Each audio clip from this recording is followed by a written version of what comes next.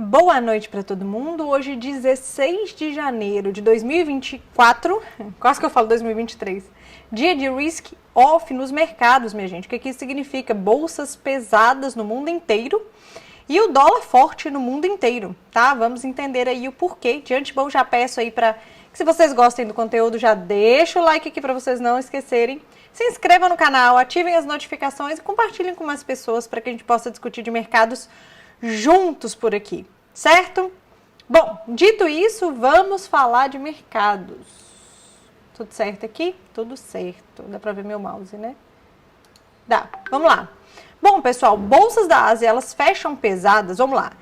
Nessa madrugada, nós não tivemos nenhuma notícia positiva vinda da China, nenhum indicador econômico. Vale lembrar que hoje à noite vai sair uma bateria de indicadores econômicos lá da China e de ontem para hoje não teve nada de muito especial acontecendo por lá. A movimentação que teve na madrugada, que acabou mantendo as bolsas da Ásia no negativo, e não só as bolsas da Ásia no negativo, mas as bolsas da Europa também, foi principalmente movimentada por falas de membros do Banco Central Europeu que foram bem hawkish em seu posicionamento sobre a política monetária da Europa. Assim, teve um membro, na verdade, que ele deixou muito claro que ele não vê nem corte de juros em 2024. Que é para pensar em corte de juros só lá para o ano que vem. Vale lembrar o seguinte, que na última fala da Christine Lagarde, que foi semana passada, se eu não me engano, ela deu a entender que o Banco Central Europeu ele já está no horizonte de enxergar aí, de repente mapear aí os primeiros cortes de juros por lá. Assim, ela veio, na verdade, na semana passada com um tom bem dovish. Ela é a presidente do Banco Central Europeu, né? Então, o mercado, ele criou essa expectativa. Na medida em que os membros do Banco Central Europeu, depois dessa fala da Christine Lagarde, principalmente de ontem para hoje, se posicionaram de uma maneira extremamente hawkish, o mercado europeu precificou isso daí, tá? E vale lembrar que o mercado europeu, ele é um grande cliente da China, como o mundo inteiro, inclusive, né? Ele é um grande cliente da China. Na verdade, ele é um grande fornecedor de insumos. Vale lembrar que na Europa nós temos mineradoras por lá também, assim como aqui no Brasil e na Austrália, né? E eles têm também produção de petróleo, enfim, que tem como grande cliente a China, e a China, em contrapartida, vende bastante produto para a Europa. Na medida em que os membros do Banco Central Europeu, eles vêm com um discurso bem duro, de que não vem aí, a não ser que os dados comprovem aí o controle da inflação por lá, eles não veem corte de juros nem tão cedo por lá, faz com que a economia da Europa, que já não está indo bem das pernas, não vá. E é um grande consumidor da China, por isso que eu falei sobre isso. Então, nessa madrugada, nós tivemos aí, assim, a gente já amanhece aqui, né, com as bolsas da Europa pesadas, as bolsas da Ásia fecharam no negativo, né, e o dólar muito forte, principalmente na cesta DXY. Vale lembrar que a cesta DXY, ela tem uma oscilação relativamente comportada, tá? Então, uma oscilação vai, hoje de manhã ela estava 0,8, 0,7 de alta, né? A composição da cesta DXY aí. Isto é uma alta extremamente relevante para o dólar. E o DXY, essa cesta, essa composição, acaba sendo um guia para o dólar, principalmente nos países emergentes. Não à toa, os países emergentes também estavam com dólar forte no mundo. Hoje pela manhã, tá? Bom, dito isto, além disso, hoje pela manhã as bolsas da Ásia já estavam fechadas. Já a gente fala da Europa. Vamos fechar a Ásia aqui primeiro. Então, nós tivemos essa movimentação nessa madrugada que acabou com nenhuma notícia boa vindo da Ásia. Então, isso corrobora aí para a negatividade das bolsas lá da Ásia.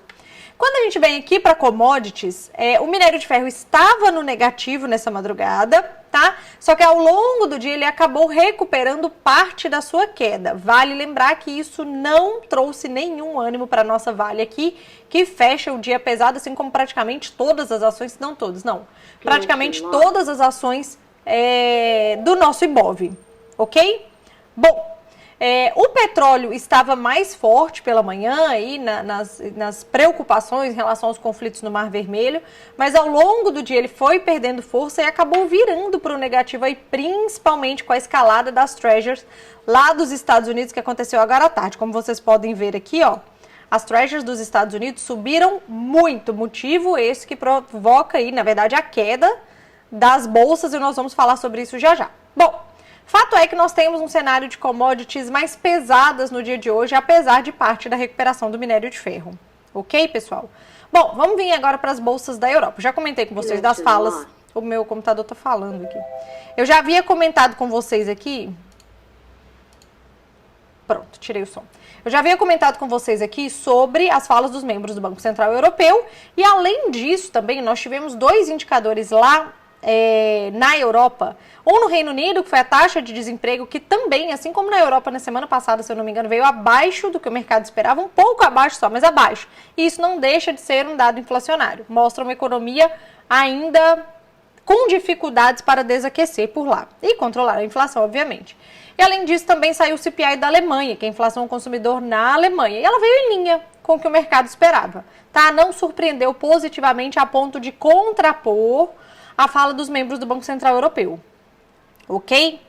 Bom, dito isso, vamos vir para os Estados Unidos, porque nós tivemos movimentações hoje pela manhã que impactaram nas ações da Europa, tá? Então vamos lá, hoje nos Estados Unidos, as bolsas amanhecem pesadas também, dada a movimentação mais negativa aí da Ásia, da Europa, as falas dos membros do Banco Central Europeu. Os membros do Banco Central americano também têm sido bem duros em seu posicionamento, ok? Então, as bolsas dos Estados Unidos estavam no negativo hoje logo pela manhã. No meio da manhã, nós tivemos a divulgação do índice Empire State de atividade industrial, lá nos Estados Unidos. E o indicador, deixa eu abrir aqui para vocês, deixa eu ver se dá para ver. Ah, dá para ver. O índice Empire State de atividade industrial, olha, era esperado negativo, era esperado -5, o último dado foi -14, e o número veio -43. Por si só, esse dado assustou. Por si só, esse dado já assustou os mercados. Mas vamos lá, vamos com calma para entender. Quando a gente abre o relatório, tá? Essa daqui é a abertura, como eu sempre faço com vocês aqui em outros indicadores importantes ou indicadores que, né, estão muito discrepantes do que o mercado esperava, a gente dá uma olhada no relatório. Então, esses daqui são, primeiro, vamos ver o gráfico aqui, esse aqui é o relatório, tá? Do índice Empire State de atividade industrial. Lembrando que, vamos lá, minha gente, esse indicador, ele é focado no setor industrial de uma parte dos Estados Unidos, que é Nova York. Então, isso não reflete todo o país, não reflete todos os Estados Unidos. Mas, dado que o número veio muito, muito, muito discrepante, ele acabou trazendo volatilidade para o mercado. Mas só para deixar isso muito claro para vocês. Quando a gente olha, então, o indicador aqui, ó, primeiro de tudo, esse indicador ele está num dos menores patamares desde a pandemia. Esse é um alerta importante, tá? Está num dos menores patamares desde a pandemia. Basta olhar esse gráfico aqui. Quando a gente abre esse indicador, itens importantes, esse indicador ele tem algumas divisões bem parecidas com o PMI, que a gente também olha juntos aqui, tá? Mas quando a gente olha alguns principais itens aí que compõem esse índice, a gente pode ver que as condições de negócios, né, as condições gerais de negócios aqui caiu consideravelmente, tá? Novas ordens, que é bastante importante, que reflete a demanda do mercado americano, caiu consideravelmente, shipments, né, caiu consideravelmente também.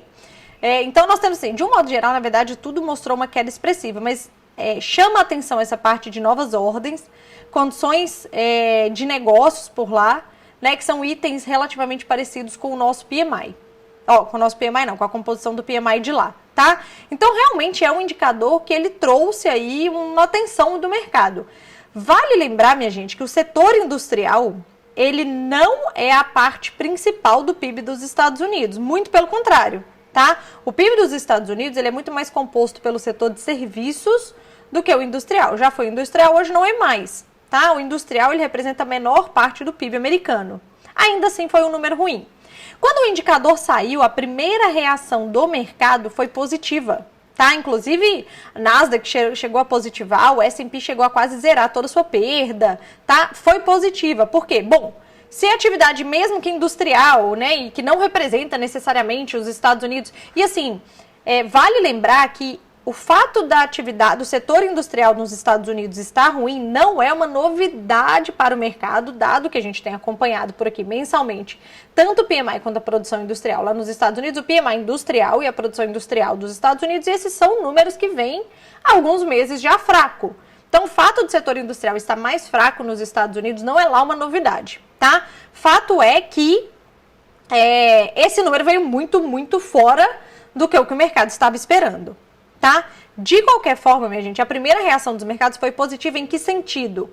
No sentido em que fortalece a convicção do mercado de que os juros poderão ser cortados já na reunião de março. Afinal de contas, a atividade está desaquecendo consideravelmente, isso tende a ser desinflacionário, então tende aí a controlar a inflação por lá e provocar uma queda de juros antecipada. Tá? Então essa foi a primeira leitura do mercado, as bolsas quase positivaram aí, etc. Inclusive trouxe um certo alívio para as bolsas da Europa, que estavam um pouco mais pesadas, e aí as bolsas da Europa fecharam, mas ainda assim fecharam no negativo. Ok? Pronto. Um ponto de atenção que eu queria trazer para vocês aqui é o seguinte, minha gente. Esse indicador, ele não trouxe para o mercado uma preocupação de catástrofe, uma preocupação de recessão iminente nos Estados Unidos. Ah, Fernanda, por que não? Por causa dos juros americanos, minha gente. Se os Estados Unidos estivessem à beira de uma recessão iminente, eram para os juros terem caído. E os juros subiram. Tá? Então, assim, essa movimentação de bolsas mais pesadas, dólar forte, etc. no mundo, não está necessariamente atrelada à divulgação desse indicador. Ok? Está atrelado o quê, então, Fernanda?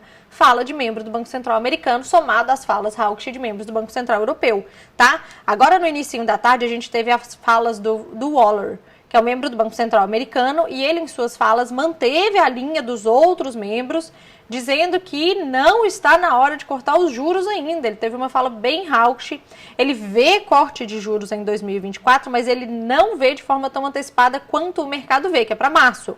Inclusive, depois da fala dele, na Fed Watch, o mercado, 70% do mercado precificava aí um corte de juros já em março, e esse percentual caiu para 60 e alguma coisa, tá? Então o mercado ele deu uma esfriada com mais um membro do Banco Central americano sendo duro aí em seu posicionamento. Na fala do Waller, as bolsas que tinham praticamente, pelo menos as dos Estados Unidos, tá? Tinham praticamente zerado suas perdas, elas voltam a pesar, e os juros que estavam mais aliviados naquele instante, eles voltam a ficar muito fortes. E aí o nosso dólar, que inclusive estava até se segurando até então, assim, minha gente, ele estava no positivo, mas ele não estava tão positivo quanto os seus pares. Nessa hora aí ele deslanchou e acabou ficando bem mais positivo do que o que ele estava naquele instante. Ok? Então, atenção a esses sinais que o mercado dá, principalmente assim, euforia demais ou desespero demais, né? Eu vi no início muita gente falando, meu Deus, recessão, né? Agora já era, os Estados Unidos vai afundar. Minha gente, hoje nós vamos fechar, mesmo após a divulgação deste indicador, que trouxe preocupação para o setor industrial de uma parte específica dos Estados Unidos, ok? Ainda assim, os juros vão fechar no positivo no dia de hoje. E bem positivo, inclusive. Bem positivo. Os juros estão olhando hoje muito mais para essa questão hawkish de membros do Banco Central americano e europeu do que para um indicador que aponta uma recessão iminente nos Estados Unidos. Certo? Bom, dito isso, espero que eu tenha esclarecido essa parte. Sim, hoje nós tivemos a divulgação do balanço de dois grandes bancos dos Estados Unidos, que foi o Goldman Sachs e o Morgan Stanley. E aí depende da perspectiva de quem olha, tá? Apesar dos resultados terem vindo bons no quarto trimestre de 2023, quando você olha o resultado desses bancos de 2023, do ano de 2023, é o pior resultado dos últimos 4 anos. Tá? Não à toa, até a última vez que eu olhei, o Goldman Sachs estava praticamente no 0 a 0 e o Morgan Stanley caía 5%. Tá? Não sei como está agora no fechamento, mas esse dado é um dado agora do meio da tarde.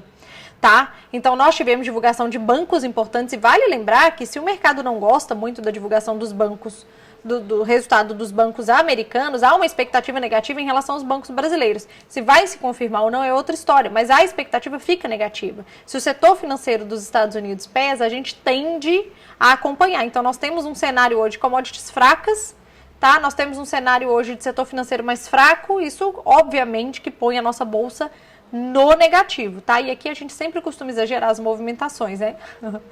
Bom, dito isso, sim, ainda para fechar os Estados Unidos, teve de ontem para hoje, minha gente, uma prévia das eleições lá nos Estados Unidos. Tem uma eleição para escolher o representante do Partido Republicano, tá? E nessa prévia, o Trump, ele ganhou de lavada. Assim, ele ficou muito acima do segundo colocado, tá? E ele aumentou a sua pontuação em praticamente todos os grupos demográficos, tá? Foi assim, foi uma vitória de lavada mesmo, tá? Mas eu tô falando isso porque nós vamos começar a falar mais de eleições. Eleições vão trazer volatilidade nos mercados, não só americanos como do mundo inteiro. Já tem as eleições aqui no Brasil também, que trazem muito mais uma questão fiscal aí, que vai deixar no radar dos investidores, mas enfim, fato é que nós vamos começar a falar mais de eleições por aqui e já comecei, lá nos Estados Unidos também, ok? Bom, pronto, dito isso, nós tivemos então as bolsas dos Estados Unidos que amanheceram pesadas,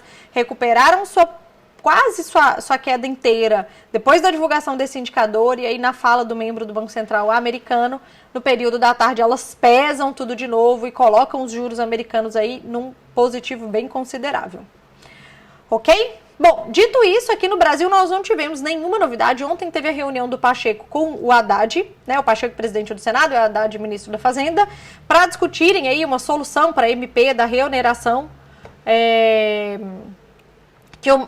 Só para recapitular, né, o Congresso aprovou aí a extensão da desoneração da folha de pagamento para 17 setores até 2027. Isso foi aprovado lá no Congresso. Só que isso é uma perda de arrecadação para o governo, que não pretende cortar gastos, pelo menos não até agora. E isso aí é um problema para o fiscal do país. Então, o que acontece? Indo contra a decisão do Congresso, o Poder Executivo, ou seja, o presidente, ele manda para o Congresso uma MP de reoneração escalonada. Então, assim, ele queria reonerar a folha de pagamento até 2026. Tá? O Congresso entende isso como uma afronta, já que já houve a decisão do Congresso em relação a esse tema, apesar de vetado pelo presidente. Tá? E isso gera um desconforto entre poderes, um desconforto fiscal para o país e por aí vai. Bom, dito isso, ontem teve uma reunião do presidente do Senado, Pacheco, junto do ministro da Fazenda, Fernando Haddad, e não houve consenso. Não houve consenso. Os principais líderes lá do Congresso têm dito que isso vai ser resolvido só em fevereiro, na volta do recesso parlamentar, e isso continua sendo um imbróglio no nosso país, tá? Isso é mais um motivo para jogar um balde de água fria na nossa bolsa, os ativos de risco daqui do país, e o nosso dólar, tá? Mas fato é, como vocês podem ver aqui no panorama, que o dólar está extremamente positivo no mundo inteiro, né? Não tem quase que nenhum vermelhinho por aqui. E as bolsas estão extremamente negativas no mundo inteiro. E os juros dos Estados Unidos saltaram principalmente na fala. Se vocês olharem o gráfico da Treasury de 10 anos dos Estados Unidos, vocês vão ver certinho a movimentação de queda depois da divulgação do indicador hoje de manhã. E logo no início da tarde, uma barra gigante aí, recuperando a negatividade, ficando no positivo, inclusive, refletindo aí a fala mais hawkish de membros do Banco Central americano. Certo, minha gente? A movimentação aqui do Brasil com bolsa pesada e dólar positivo segue principalmente essa movimentação mundial. Não teve bolsa que se salvasse praticamente das movimentações que nós tivemos, principalmente agora no período da tarde. Certo? Vale lembrar que vendas no varejo, eu comentei com vocês na preparação de domingo, vendas no varejo, que vai ser divulgada amanhã lá nos Estados Unidos, se torna um indicador muito importante, principalmente depois desse índice, né, de atividade industrial lá de Nova York, lá dos Estados Unidos, que veio completamente fora do que o mercado estava esperando. Não deixa de ter assustado nos mercados, tá? Mas, de novo, se isso fosse um indicativo de recessão iminente nos Estados Unidos, os juros estariam caindo e não subindo. Pelo menos até o fechamento do dia, ok? Bom, deixa eu voltar para a tela cheia. Dito isso, espero que tenham entendido, espero que tenham aproveitado as movimentações de hoje. Eu confesso que eu não aproveitei tanto, não vou mentir para vocês. Mas nada como um dia após o outro. Não é isto? Somos seres humanos. E eu vejo vocês, então, no resumão de amanhã. Beijo e tchau, tchau.